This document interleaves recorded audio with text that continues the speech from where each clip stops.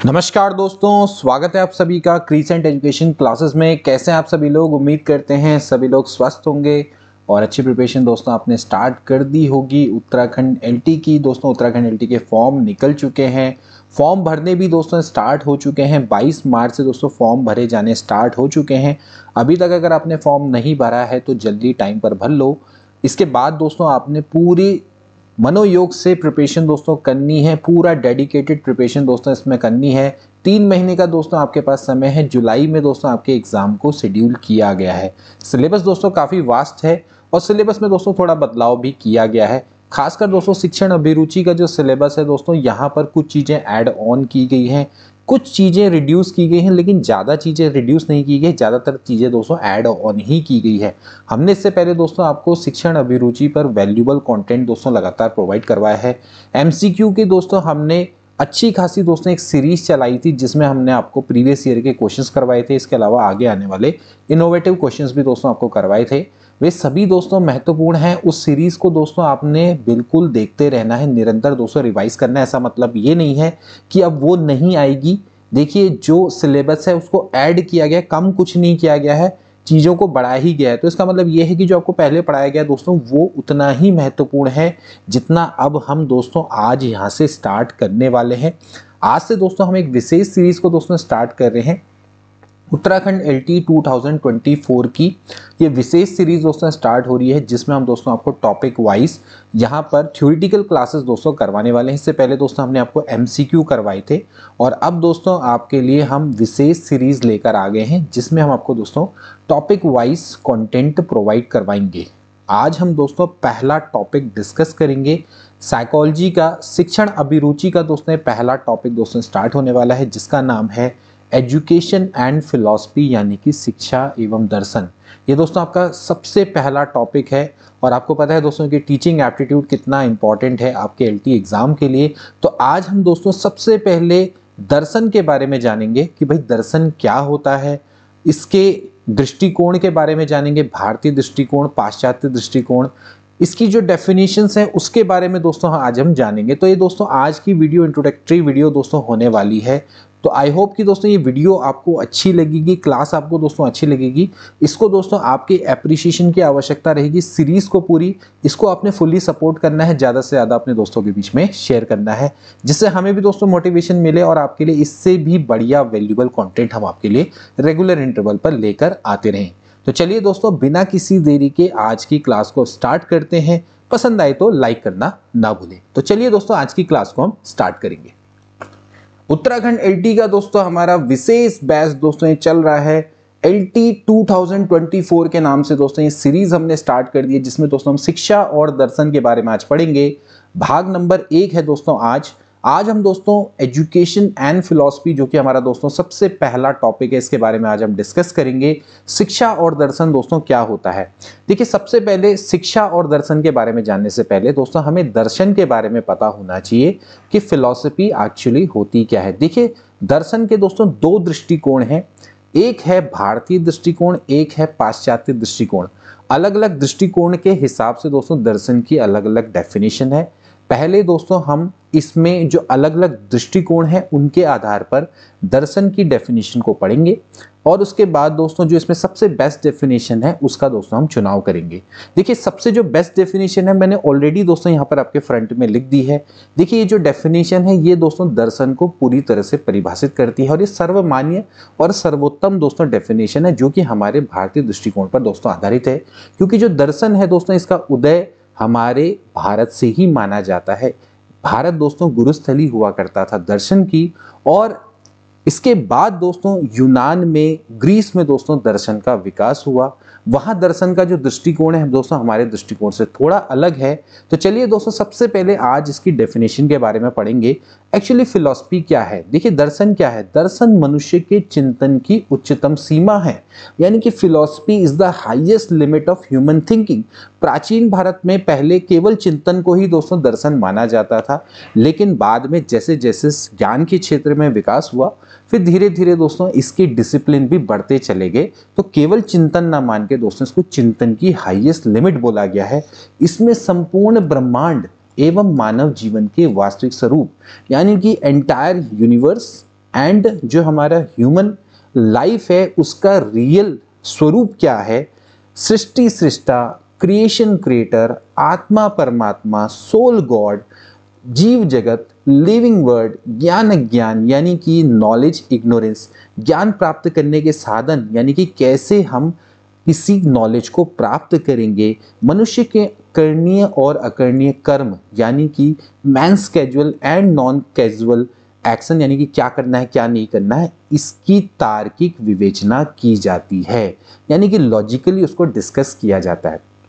तो दर्शन किसी मनुष्य के चिंतन की एक हाईएस्ट लिमिट है जिसमें हम संपूर्ण ब्रह्मांड यानी कि संपूर्ण यूनिवर्स, मानव जीवन का वास्तविक स्वरूप क्या है, क्रिएटर और क्रिएशन, इसके अलावा soul God, living word, knowledge को प्राप्त करने के साधन, मनुष्य के करणीय और अकरणीय कर्मों के बारे में हम दोस्तों लॉजिकली डिस्कस करते हैं। ये दोस्तों इसकी सबसे बेस्ट दोस्तों डेफिनेशन है। आई होप दोस्तों कि आपको दर्शन के बारे में बहुत अच्छे से समझ में आ गया होगा कि एक्चुअली दर्शन क्या है। दर्शन मनुष्य के चिंतन की उच्चतम सीमा दोस्तों इसमें बताई गई है। यहाँ पर दोस्तों हम सृष्टि सृष्टा, आत्मा परमात्मा, जीव जगत की दोस्तों यहाँ पर बात कर रहे हैं। अब दोस्तों हम बात करेंगे कि भाई दर्शन के जो दो दृष्टिकोण हैं, एक तो है हमारा भारतीय दृष्टिकोण यानी कि भारतीय संप्रत्यय, इंडियन कॉन्सेप्ट ऑफ फिलॉसफी।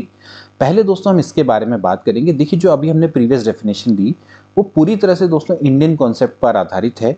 तो इंडियन कॉन्सेप्ट दोस्तों सिंपली ये कहता है कि भाई ज्ञान की वह शाखा जिसमें अंतिम सत्य की खोज की जाती है उसे ही हम दोस्तों दर्शन शास्त्र बोलते हैं। उपनिषद काल में भी दोस्तों दर्शन को इसी रूप में स्वीकार किया जाता था। तो ये क्या बोल रहे हैं दोस्तों, the branch of knowledge in which the ultimate truth is discovered, यानी कि दोस्तों यहाँ पर अंतिम सत्य की खोज की जा रही है, ठीक है ना।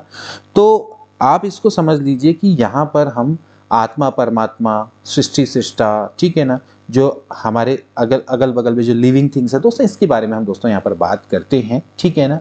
तो दर्शन को दोस्तों इसी रूप में उपनिषद काल में भी स्वीकार किया जाता था। अब देखिए उपनिषद काल में दोस्तों यहाँ पर देखिए जिसे देखा जाए अर्थात सत्य के लिए दर्शन किए जाए वही दोस्तों आपका क्या होता है, दर्शन होता है, ठीक है ना। What ever can be seen, the truth can be seen is philosophy, ठीक है ना। तो आप देख सकते हैं तो कि दोस्तों जो भारतीय संप्रत्यय है वो दर्शन को किस रूप में दोस्तों देखता है, किस रूप में परिभाषित करता है। डॉक्टर सर्वपल्ली राधाकृष्णन है दोस्तों, इन्होंने भी दर्शन सत्य के स्वरूप की तार्किक विवेचना, इन्होंने बोला है कि philosophy is a logical inquiry into the nature of reality. So दर्शन सत्य के स्वरूप की तार्किक विवेचना। देखिए दोस्तों स्टेटमेंट आते रहते हैं, किसके द्वारा क्या स्टेटमेंट दिया गया ये भी दोस्तों आपको बहुत अच्छे से याद रखना है, ठीक है ना। अब देखिए जैसे हमने आपको बताया कि भैया दर्शन के दो दृष्टिकोण हैं, भारतीय दृष्टिकोण और वेस्टर्न फिलॉसफी यानी कि वेस्टर्न कॉन्सेप्ट ऑफ फिलॉसफी, ठीक है ना। तो देखिए जो वेस्टर्न दृष्टिकोण है दोस्तों भारतीय दृष्टिकोण से थोड़ा डिफरेंट है, पहले उसको हम समझेंगे। और जैसे मैंने आपको बताया कि जो पाश्चात्य जगत में दर्शन का विकास सबसे पहले यूनान ग्रीस में हुआ, फिर धीरे धीरे दोस्तों अन्य कंट्री में डेवलप होता चला गया। अब यहाँ पर दोस्तों दर्शन को जो इसको फिलॉसफी बोला जाता है उसी से दोस्तों डिफाइन किया गया है। फिलॉसफी दोस्तों ये आपका ग्रीक वर्ड है और जो कि दो वर्डों से मिलकर बना है, एक है फिलॉस और एक है सोफिया, ठीक है ना। फिलॉस का अर्थ होता है प्रेम और सोफिया का अर्थ होता है ज्ञान, तो इसलिए फिलॉसफी का अर्थ होता है ज्ञान से प्रेम। ये इसका दोस्तों एक तरह से ब्रॉड मीनिंग है, ठीक है ना। सो आपने समझना है कि फिलॉसफी कहाँ का वर्ड है दोस्तों, ये ग्रीक का वर्ड है जो कि फिलॉस और सोफिया से मिलकर बना है। फिलॉस का अर्थ है प्रेम एंड सोफिया का अर्थ दोस्तों क्या है, इसका है ज्ञान, यानी कि ज्ञान से प्रेम, लव ऑफ नॉलेज दोस्तों इसको इस तरह से बोला जाता है, ठीक है ना। अब देखिए यहाँ पर दोस्तों जो हमारे वेस्टर्न फिलोसोफर हैं वो एक्चुअली ज्ञान मतलब ज्ञान की दोस्तों बात तो करते हैं, लेकिन वे आत्मा परमात्मा, मनुष्य जीवन, अंतिम सत्य, ठीक है ना, या फिर आप कह सकते हैं सृष्टि सृष्टा, इसके बारे में दोस्तों नहीं सीखते हैं। वे अलग थोड़ा सा उनका दृष्टिकोण है। देखिए इसमें सबसे पहले दोस्तों है प्लेटो। प्लेटो की दोस्तों डेफिनेशन है, देखिए क्या कहते हैं, वह व्यक्ति जो सभी प्रकार के ज्ञान प्राप्त करने की इच्छा रखता है और सीखने के लिए सदैव उत्सुक रहता है और कभी भी संतोष करके नहीं रुकता है, वास्तव में दोस्तों क्या है, दार्शनिक है। तो एक्चुअली यहाँ पर जो प्लेटो है दोस्तों वो कॉन्सेप्ट पर ज्यादा बल दे रहे हैं, संप्रत्यय पर ज्यादा बल दे रहे हैं। किसके संप्रत्यय पर, ज्ञान के संप्रत्यय पर। वो इसकी बात नहीं कर रहे हैं परम सत्य, अंतिम सत्य या फिर दोस्तों ये सृष्टि सृष्टा, या फिर आत्मा परमात्मा की बात नहीं कर रहे हैं, ठीक है ना। वे सिंपली ये बोल रहे हैं कि जो व्यक्ति ज्ञान प्राप्त करने की हमेशा इच्छा रखता है, a person who desire to acquire all kind of knowledge and is always eager to learn, हमेशा सीखने के लिए उत्सुक रहता है, never stops short of being satisfied, is truly a philosopher, कभी भी संतोष नहीं करता है, हमेशा कुछ ना कुछ ज्ञान प्राप्त करने की इच्छा रखता है, उसी को दोस्तों फिलोसोफर बोला गया है, ठीक है ना। तो प्लेटो की एक डेफिनेशन दोस्तों और है, देखिए ये भी काफी इंपॉर्टेंट डेफिनेशन है, पदार्थों के सनातन स्वरूप का ज्ञान प्राप्त करना ही दर्शन है। Philosophy aims at a knowledge of eternal nature of things, पदार्थों के सनातन स्वरूप का ज्ञान प्राप्त करना ही दर्शन है। ये प्लेटो के द्वारा दोस्तों एक इंपॉर्टेंट डेफिनेशन दी गई। दोस्तों ये सारे के सारे क्या हैं, वेस्टर्न फिलोसफर हैं। फिर इसके बाद दोस्तों प्लेटो के शिष्य थे अरस्तु। अब इन्होंने क्या किया है, व्यवहारिकता पे दोस्तों ज्यादा बल दिया है। ये केवल कॉन्सेप्ट में नहीं मानते हैं, ये मानते हैं कि भैया व्यवहारिकता भी इंपॉर्टेंट है, ठीक है ना, यथार्थ में भी वो चीज होनी चाहिए, ठीक है ना। तो इन्होंने दर्शन को विज्ञान माना है जो परम तत्व के यथार्थ स्वरूप की जांच करता है। Philosophy is the science which investigate the nature of being as it is itself. तो यहाँ पर अरस्तु है, ये व्यवहारिकता पर दोस्तों क्या करते हैं, ज्यादा बल देते हैं। प्लेटो के दोस्तों शिष्य थे। इसके अलावा दोस्तों और भी इंपॉर्टेंट है, कांट महोदय हैं, ये दोस्तों आपके जर्मन फिलोसफर हैं, इनके द्वारा भी दोस्तों इंपॉर्टेंट डेफिनेशन दी है। इन्होंने इसको ज्ञान शास्त्र टाइप का मान दिया है। देखिए इनके अनुसार जो फिलोसफी क्या है, दर्शन बोध क्रिया का विज्ञान और उसकी आलोचना है। Philosophy is the science in criticism of cognition. तो यहाँ पर आप देख सकते हैं कि दोस्तों कैसे कैसे इनके द्वारा दोस्तों जो डेफिनेशन है वो दी गई है, ठीक है ना। इसके अलावा और भी दोस्तों हैं इंपॉर्टेंट फिलोसफर जिनके द्वारा अलग अलग दोस्तों जहाँ पर डेफिनेशन दी गई है। अब देखिए जैसे जैसे समय बीतता गया वैसे वैसे दोस्तों दर्शन में भी क्या हुआ है, लगातार विकास हुआ है। इसका क्षेत्र दोस्तों क्या है, बड़ा है, ठीक है ना। अब क्योंकि इसकी व्यापकता इतनी ज़्यादा है कि इसके कारण इसमें अनेक शाखाएं दोस्तों पैदा हुई हैं, जैसे कि सामाजिक दर्शन इसमें आता है, राजनीतिक दर्शन, आर्थिक दर्शन, धर्म दर्शन, विज्ञान दर्शन, शिक्षा दर्शन। शिक्षा दर्शन दोस्तों हमारा नेक्स्ट टॉपिक दोस्तों रहेगा, जिसमें हम एजुकेशन फिलॉसफी के बारे में दोस्तों यहाँ पर बात करेंगे। तो कई सारे दर्शनों का दोस्तों क्या है, जन्म हुआ है, ठीक है ना। तो यहाँ पर दोस्तों जो पाश्चात्य दृष्टिकोण है, वहां पर दोस्तों दर्शनों की कई शाखाओं का जब जन्म दिया गया तो उसके अकॉर्डिंग क्या है, नई नई दोस्तों क्या हुई, डेफिनेशन दोस्तों बनी है, ठीक है ना। तो जैसे इसमें नई नई कुछ जो डेफिनेशन है जो कि अलग अलग दी गई, जैसे कि फिस्टे के द्वारा, काम्टे के द्वारा दोस्तों जो जो डेफिनेशन दी गई है उसके बारे में दोस्तों हम डिस्कस करेंगे। जैसे यहाँ पर आप देख लीजिए, ये आपके काम्टे हैं। काम्टे क्या कहते हैं, दर्शन विज्ञानों का विज्ञान है। Philosophy is the science of sciences, मतलब कि जितने विज्ञानों हैं उनका भी विज्ञान है काम्टे, ठीक है ना। काम्टे का दोस्तों ये डेफिनेशन है। इसके अलावा जो हर्बर्ट स्पेंसर है वो कहते हैं कि दर्शन विज्ञानों का समन्वय या विश्वव्यापक विज्ञान है। Philosophy is the synthesis of sciences और द यूनिवर्सल साइंसेस। तो यहाँ पर आप देख सकते हैं कि दोस्तों जो पाश्चात्य दृष्टिकोण है वो दोस्तों यहाँ पर दर्शन को विज्ञानों का विज्ञान मान रहा है, आलोचना की आलोचना मान रहा है। इस तरह से दोस्तों इनके द्वारा डिफाइन किया गया। फिस्टे दोस्तों सिंपली क्या कह रहे हैं, ये ज्ञान का विज्ञान है, यानी कि एक्चुअली ये दोस्तों मान रहे हैं कि नॉलेज को प्राप्त करने का जो तरीका है, एक तरह का नॉलेज का साइंस ही एक तरह से क्या है, फिलॉसफी है। ये फिस्टे के द्वारा डेफिनेशन दी गई है। इसके अलावा दोस्तों और भी कई सारे फिलोसफर हैं जिनके द्वारा अलग अलग लॉजिकल डेफिनेशन दोस्तों दी गई है, जैसे कि दर्शन की परिभाषा एक ऐसे प्रयास के रूप में दी जा सकती है जो कि ब्राइटमैन की डेफिनेशन है, जिसके द्वारा संपूर्ण मानव अनुभूतियों के विषय में सत्यता से विचार किया जाता है अथवा जिसके द्वारा हम अपने अनुभवों का वास्तविक सार जानते हैं। तो ये इनके द्वारा दोस्तों एक ऐसी डेफिनेशन है कि philosophy may be defined as the attempt to think truly about human experience as a whole और to make our whole experience intelligible. तो ये दोस्तों अलग अलग डेफिनेशन स्टेटमेंट दोस्तों दिए गए हैं, इनको आपने थोड़ा याद करना पड़ेगा क्योंकि स्टेटमेंट से रिलेटेड क्वेश्चन दोस्तों आपके आने की संभावना रहेगी। दर्शन एक ऐसा अनवरत प्रश्न है जिसके द्वारा हम संसार और अपनी प्रकृति के विषय में क्रमबद्ध अनुभव द्वारा अंतर्दृष्टि प्राप्त करते हैं। दोस्तों ये R.W. सेलर्स की डेफिनेशन है। ये ऐसा बता रहे हैं कि दर्शन एक तरह से एक परसिस्टेंट अटेम्प्ट है जिसके द्वारा हम दोस्तों इंसाइट को प्राप्त करते हैं क्रमबद्ध अनुभवों के द्वारा, अपनी प्रकृति के विषय में, अपने संसार के विषय में लगातार दोस्तों हमें क्रम से हमें अनुभव मिलते चलते जाते हैं जिससे कि हमें इंसाइट या अंतर्दृष्टि प्राप्त होती है। तो ऐसे करके दोस्तों W. सेलर्स के द्वारा डेफिनेशन दी गई है। अब यहाँ पर दोस्तों हम बात करेंगे दर्शन के वास्तविक संप्रत्यय के बारे में। अब देखिए दो डेफिनेशन दोस्तों हमने पढ़ी। आपने देखा कि भैया भारतीय दृष्टिकोण क्या है। भारतीय दृष्टिकोण सिंपली ये बात करता है कि पहले सृष्टि सृष्टा, आत्मा परमात्मा, जीव जगत, ज्ञान अज्ञान, ठीक है, मनुष्य के जीवन का जो अंतिम उद्देश्य है पहले उसको प्राप्त करने के उपायों पर यहाँ पर विचार करता है, ठीक है ना। और फिर इसके बाद दोस्तों इसके बारे में लॉजिकली डिस्कस करता है और उसकी जितनी भी उपलब्धियां हैं चाहे या समस्याएं हैं उनके बारे में तार्किक रूप से हम विवेचना करते हैं। तो ये एक्चुअली क्या है, हमारा जो भारतीय दर्शन है वो ये कहता है। जबकि पाश्चात्य दर्शन इनके बारे में बात नहीं करता, वो सृष्टि सृष्टा, आत्मा परमात्मा, जीव जगत, इनके बारे में कोई भी विचार नहीं करता। वो सिंपली क्या करता है, अपनी तरह से एक लॉजिकल थिंकिंग दे देता है, ठीक है ना। लेकिन आपको पता है कि भैया सबसे पहले हमें क्या है, मनुष्य के बारे में, आत्मा परमात्मा, उसका स्वरूप को जानने की आवश्यकता रहती है, ठीक है ना। उसके बारे में ही दोस्तों हम जब डिस्कस करेंगे देन उसके बाद ही फिर आगे जाके जितनी भी समस्याएं हैं या फिर आपके जो उपलब्धियां हैं या जो भी आपके आध्यात्मिक उपलब्धियां हैं उनकी तार्किक विवेचना की जा सकती है, ठीक है ना। तो इस तरह से जो दोस्तों सर्वमान्य जो डेफिनेशन वो मैंने सबसे स्टार्टिंग में लिखी थी और वही दोस्तों आपकी इसकी जो बेस्ट डेफिनेशन है जो कि हम यहाँ पर दोबारा से आपके सामने प्रेजेंट कर रहे हैं। तो यही दोस्तों दर्शन का क्या है, वास्तविक संप्रत्यय है। अब दोस्तों हम बात करेंगे चिंतन और दर्शन में क्या अंतर है, ठीक है। एक होता है दर्शन चिंतन और एक होते हैं अन्य चिंतन। Difference between philosophical thinking and other thinking. Basically चिंतन और दर्शन में क्या अंतर है। अभी जैसे दोस्तों हमने ऊपर डिस्कस किया कि जो चिंतन है उसकी हाईएस्ट लिमिट ही दर्शन है। पुराने जमाने में चिंतन को ही दर्शन माना जाता था। तो किसी भी प्रकार का जैसे चिंतन है, चाहे वो सामाजिक चिंतन है, राजनीतिक चिंतन है, शैक्षिक चिंतन है, तो दोस्तों इसको दर्शन की संज्ञा दी जाती थी। लेकिन एक्चुअली क्या है, ये आपका सही नहीं है। चिंतन आपका दर्शन से काफ़ी लो चीज़ है। दर्शन का जो फील्ड है वो दोस्तों काफ़ी ब्रॉड है, ठीक है ना। तो अब देखिए इसको दोस्तों पूरी तरह से डिफाइन करने के लिए यहाँ पर दोस्तों आपकी 3 मीमांसाएं हैं।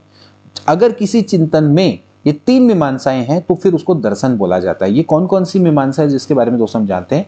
यदि चिंतन में तत्व मीमांसा, ज्ञान मीमांसा और आचार मीमांसा हो तो उसे ही दर्शन बोला जाता है। आपने समझना है दोस्तों कि यहाँ पर तत्व मीमांसा, ज्ञान मीमांसा और आचार मीमांसा, इन तीनों को आधार बनाकर ही हम दर्शन को डिफाइन दोस्तों करते हैं, ठीक है ना।